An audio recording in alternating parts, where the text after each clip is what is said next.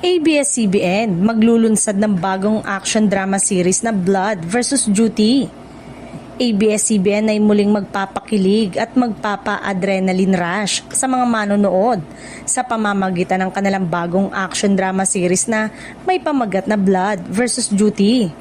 Ang serye ay tampok ang ilan sa mga pinakasikat na artista sa bansa tulad ni Gerald Anderson, Richard Gutierrez, Bella Padilla, Barbie Imperial at Baron Geisler.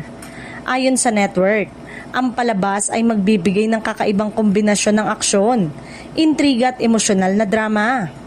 Ang kwento ng Blood vs. Duty ay umiikot sa buhay ng mga tauhang nahaharap sa mabibigat na desisyon sa pagitan ng pamilya, tungkulin at personal na karangalan.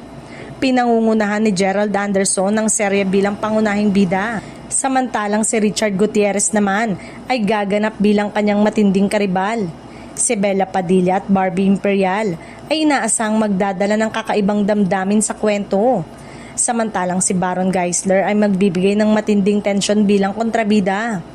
Ayon sa mga tagapamahala ng ABS-CBN, layunin ng palabas na hindi lamang magbigay ng aliw kundi magsilbing pagninilay sa kahalagahan ng tamang pagpili ng sakripisyo sa buhay.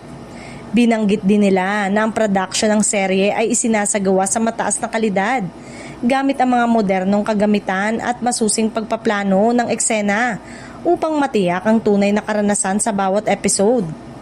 Sa social media, marami ang nagpakita ng excitement sa pagtatanghal ng Blood vs. Duty, lalo na't pinagsama ang mga veteranong aktor at mga rising stars ng iisang serye. Maraming netizen ang nagkomento tungkol sa chemistry ng cast at ang potensyal ng serye na maging isa sa mga pinakapaboritong programa sa primetime. Ang ABS-CBN ay naglaan ng mataas na anticipation para sa premiere ng Blood vs. Duty at tiniyak ng network na mapapanood ito sa kanilang primetime slot sa mga darating na buwan.